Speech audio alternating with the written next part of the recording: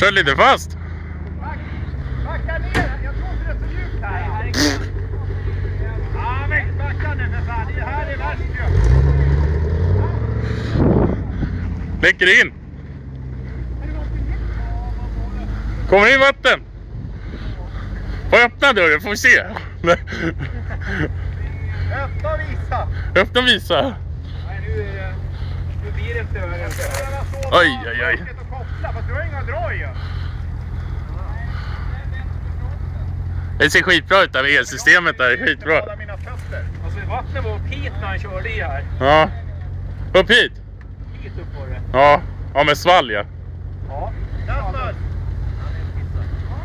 Nej, men han måste stå ner i ån.